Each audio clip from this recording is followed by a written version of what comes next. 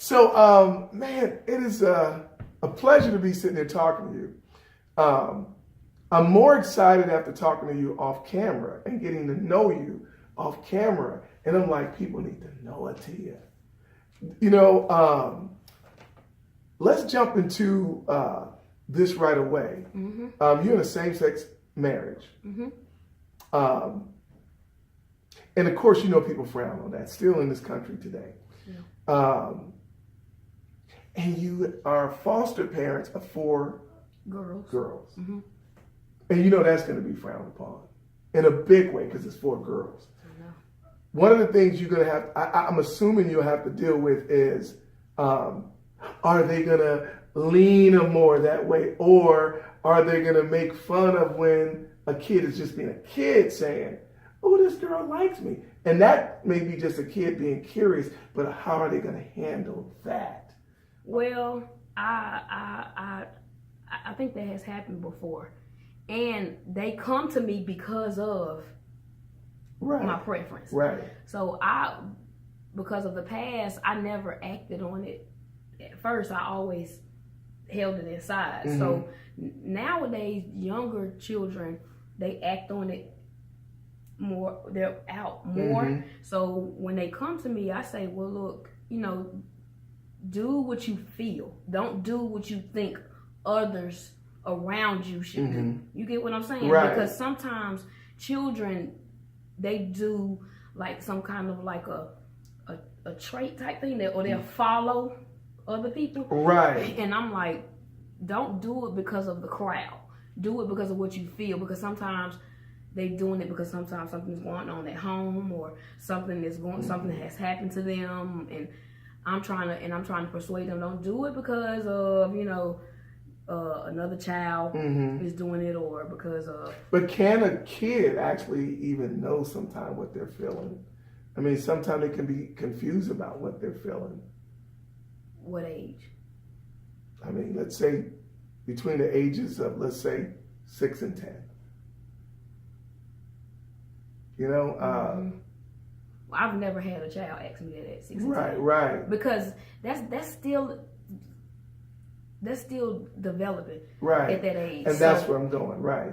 So how do we handle something like that? And that's my question. Does someone that's same-sex marriage mm-hmm. handle that the same way as a heterosexual marriage?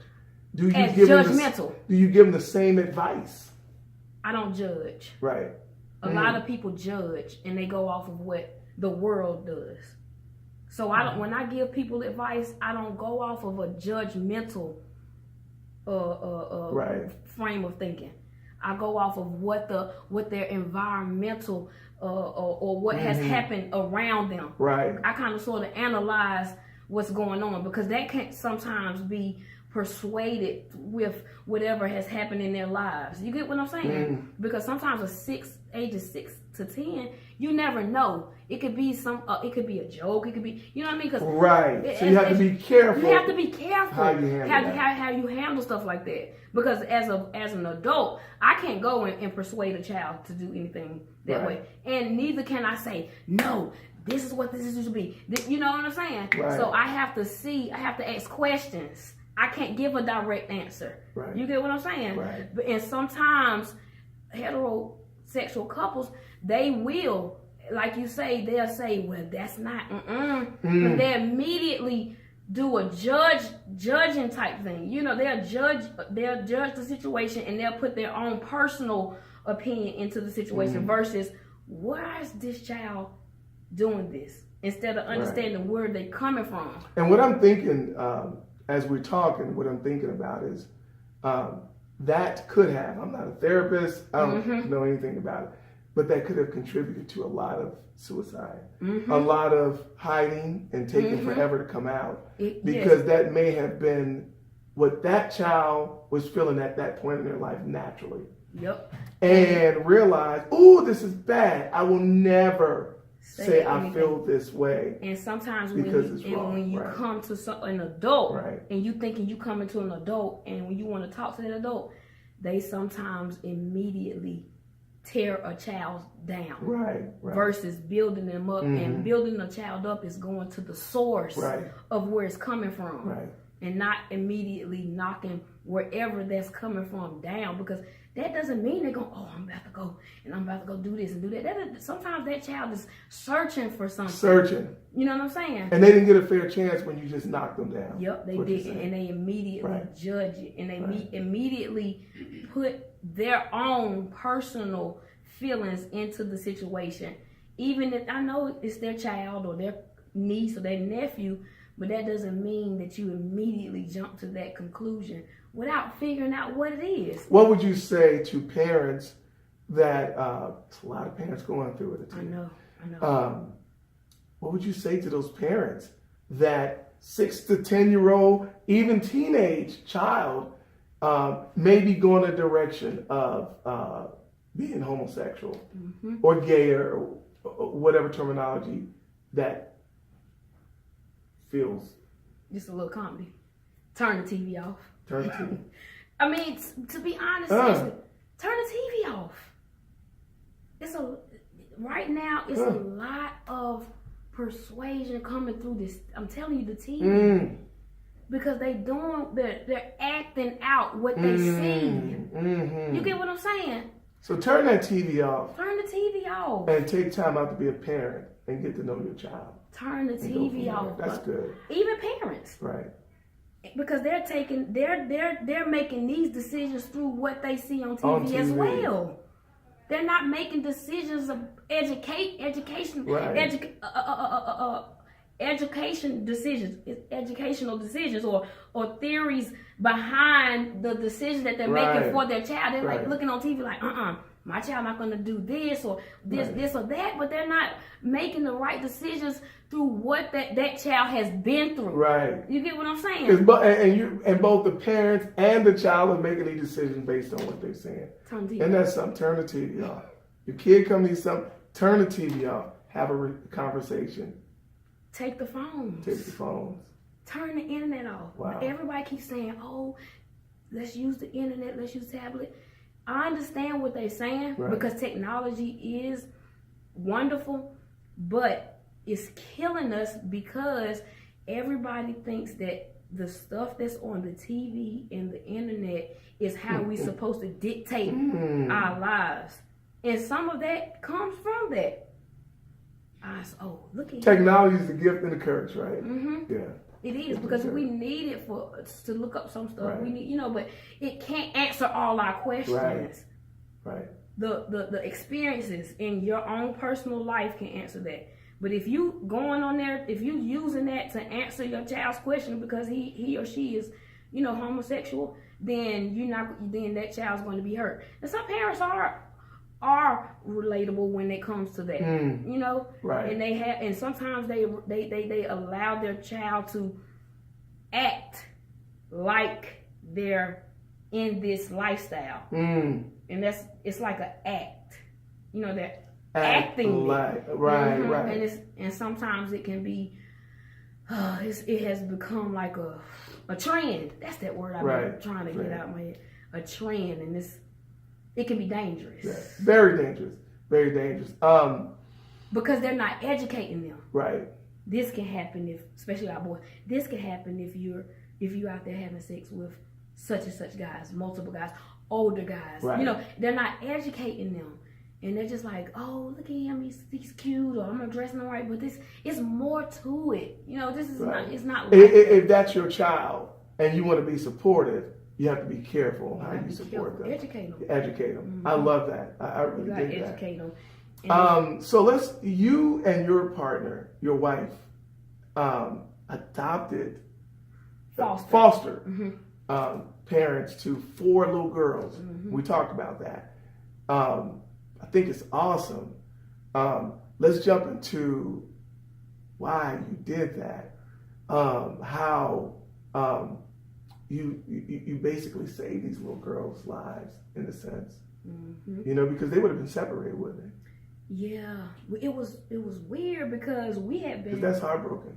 Yeah, heartbreaking. We were foster parents. We had like at least about 10 in our home before them. Right. And we they had called, and we had just, it was 2 boys who had just left, because you can't, the limit is 5. Okay. So if we would have had those 2, we wouldn't have been able to get the 4 in the home. So the 2 boys had just left, and they said, well, we got 4 girls, you know, that are y'all willing to, you think, because we were young, you know, working as teachers, and, you know, who wants to take on 4 girls at our age? We, you know what I'm saying? Right. You know, we trying to live, right. too. They're like, that's a huge responsibility. So we were like... Taking on one is a huge responsibility. Taking on one is a huge responsibility.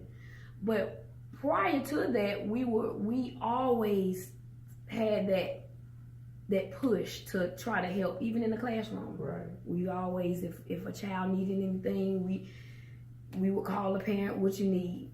If I had a situation, if a parent was had to go stay in a safe home, we would take the child and stay with us. If we, you know what I mean, it is what it is. Because I was raised in a home where with my grandma, we ain't called DSS.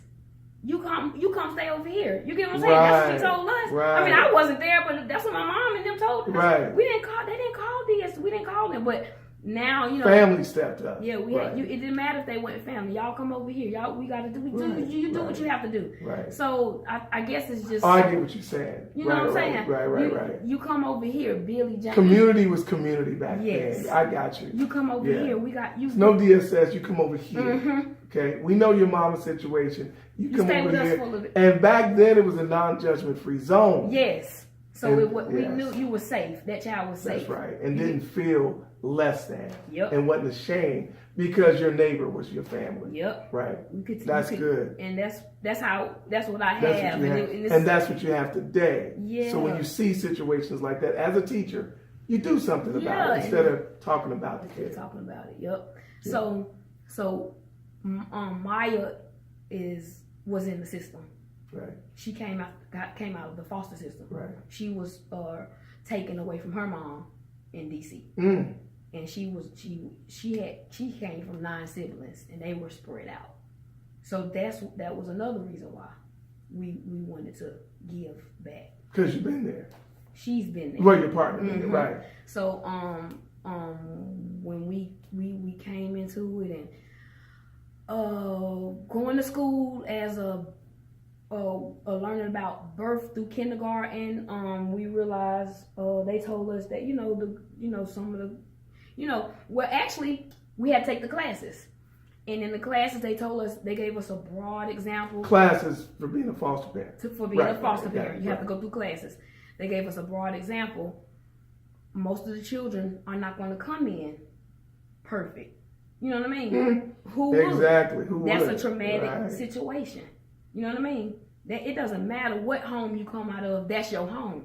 You get what I'm saying? Right. It's all you know. That's all you know. Right. People don't understand that. Right. They don't understand why that child cries when they leave a situation like that. It doesn't. That's their mom. Shouldn't you be happy? Yeah. Like they don't understand. From the time I was born to this is all I know. So this is normal, and it's gonna be okay. I'm gonna get some new Jordans. I'm gonna get something to eat, and everything's good. That's all they know. Yep. So taking them from home, you detaching them from all they know and love. Yep. I get that. Wow, that's good. That's good. Yeah, it don't matter. So some people tend to kind of sort of convert back to, well, why do I have to stay connected with the parent?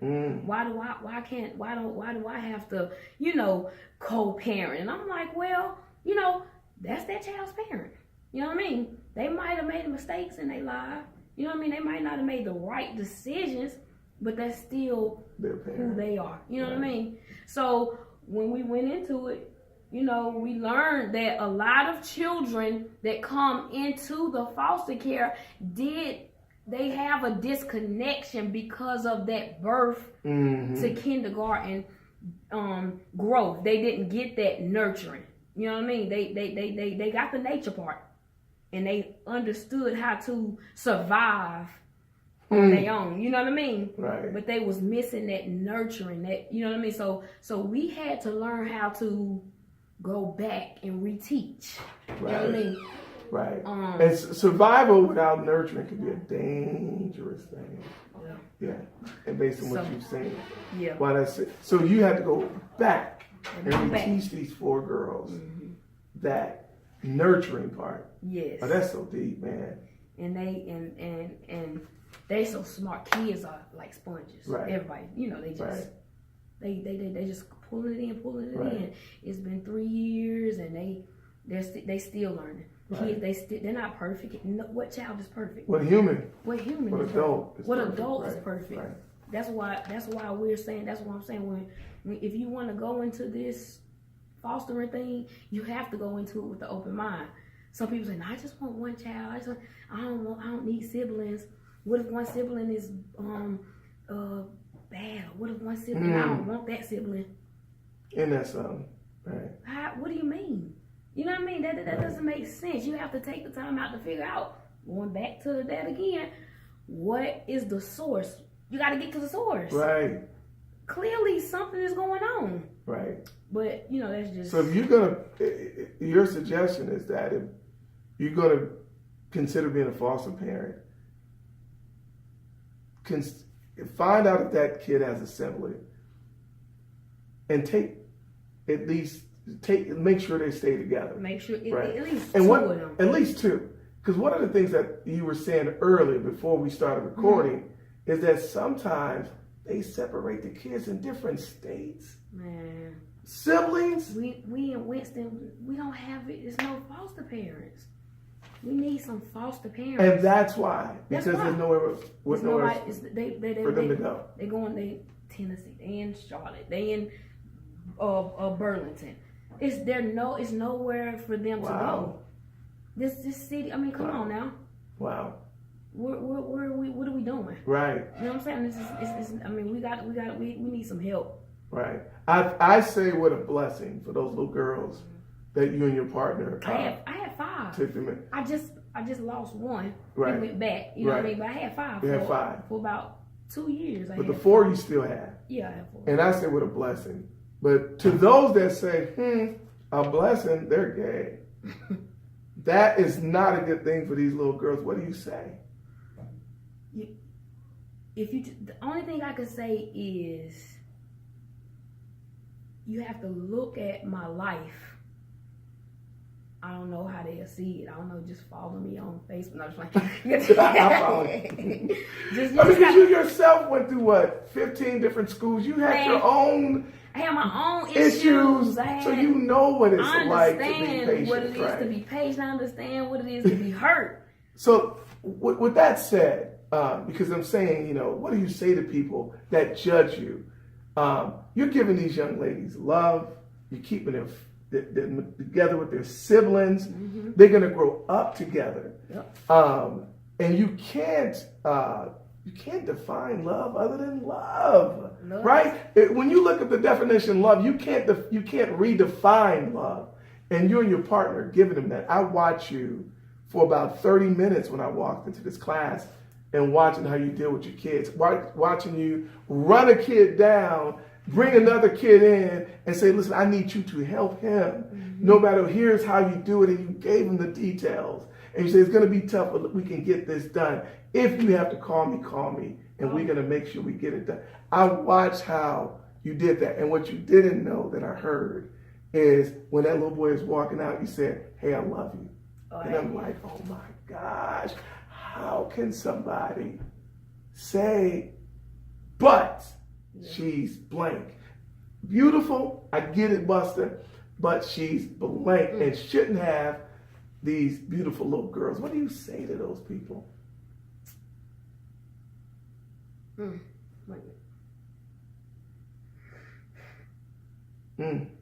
Take your time.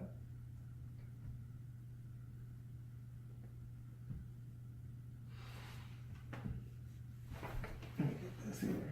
Here we go. Because I just think it's absolutely beautiful what I witnessed. I think it's absolutely beautiful what you've done, you and your partner have done. And there are people out there judging. That's the point. Like, I just sometimes, like, I have like this tunnel vision type thing, but mine is that, like what I've learned in life is like the best accomplishment that I've done is learning how to live alone. If you learn how to live alone, you learn who you are. Mm-hmm. You get what I'm saying? Mm-hmm. Once you learn who you are, you can walk through whatever. Mm. Once you learn who you are, you can smile and walk through whatever. Right. You can smile and walk through whatever pain, whatever, anything. You don't need validation from people. No, you can, because that child who you was talking, those two boys you was talking about, when they go home, they have each other. They need each other. They're brothers. You get what I'm saying? Right. So I had to guide the older one to tell him what to do.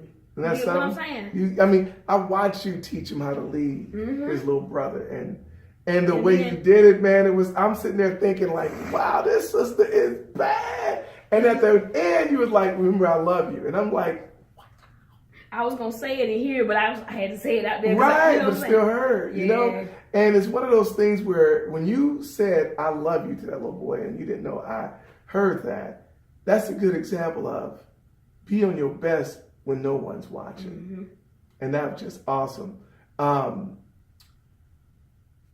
For you and your partner to take on being a foster parent, which is one of the toughest, I think that's a tough thing, because you take it on, like we talked about earlier, sometimes hopelessness.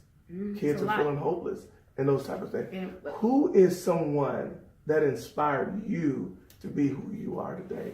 Who do you credit it for Tia being this awesome woman that knows how to love and sacrifice like that? Because that's a huge sacrifice. Well, it's a lot of people though. It's like if you had to say your top three. Oh, top. Everybody else will understand. Yeah. Whoever didn't get the shout out, y'all get it. Hazel Mack. Yeah. Leaf A. Mack and Ruth Hopkins. I mean, like the leaders. I mean, they're leaders. Right. You know what I'm saying? They you have to lead by example. Right. And I saw them build, from the bottom. Right. And they built me. Right. I was broken. I was these children. Right. Cause I was that child that was in the corner. Right. That, you know what I mean? Right. Leave her alone. She ain't no good. You know what I'm saying? So when you know how that feels, you would never put these kids in that position, because a lot of our children in the school system are placed in those positions to feel like they're nobody. Right. Even children that's in the homosexuality, they're placed in those positions. A lot they're placed in categories. You don't never want to be placed in the category. And it's so weird. Today is Bob Marley birthday, and his songs is if y'all know who Bob Marley was, boys, he has a lot of songs that teaches you to be fair, because that's what my mom taught me. To be fair. That's how you get through. Right. Because you said, that question you said, how do you get past that love part? People got to understand, God he has always protected me. Right. He has never placed me in a position where I have had to struggle. Right. I've always had doors open. Right. Always. And because of that, is because I have given. People are so selfish. Right. They don't know what giving is. Right. You get what I'm saying? They never open their doors up. They think giving is something else. Right. Giving is not, I give a little pinch here, pinch there. Right. Giving comes from the heart. Right. And giving is not always material. Giving is opening up, you know what I'm saying, and being more. All that you are and all that you can, right? No. I'm trying to say, giving is like a open-minded way of thinking. Right. Because giving is not always, let me go buy you this. That's not always what giving is. Giving is being understanding too. As well. You get what I'm saying? Being fair. Being fair. That's giving. That's giving. You get what I'm saying? That's giving is not always, I'm gonna give my tithes. I'm gonna give. No. Right. Giving it, people think it's I'm gonna give my tithes at church. No. Right. God didn't do. He did. God is not someone that's just sitting right here. He was down there under the dirt he was laying down there with the poor people. You get what I'm saying? Yeah. He wasn't Giving. He was giving. And this stay on the subject of giving. You're a teacher as well. Mm-hmm. There are kids that come to your classroom lacking. Yep. And not by anybody's fault. No, it's not their fault. Not by any, and I'm not going to blame a parent either. Mm-mm. We are who we are, and sometimes we get parents who are who they are, and we can't judge them. And we stand on giving. The kids come, maybe they don't have the clothes on right. Maybe they don't smell a certain way. Maybe there's some things they may not have and understand. Where does giving come in with that situation? Well, Atiya? prime example, we have a field trip coming up. The field trip costs $2. Right. I have 5 children to come here today. I said, everybody pay their field trip? Right. Well, Miss Bay, I don't have it. Okay. I didn't say a word. They said, my mom, son. I said, okay, no, it's okay. Did you bring your paper back? I got my paper back. I slid $2 over there for however much it was to Miss Robinson, and that was it. Right. I said, tell your mama you fine, tell your mama you fine, tell your mama you fine. We trying to do the best we can be. We going on. You never know. People like $2. You can't give $2. That's how people think. You know what I'm saying? No, they can't give $2.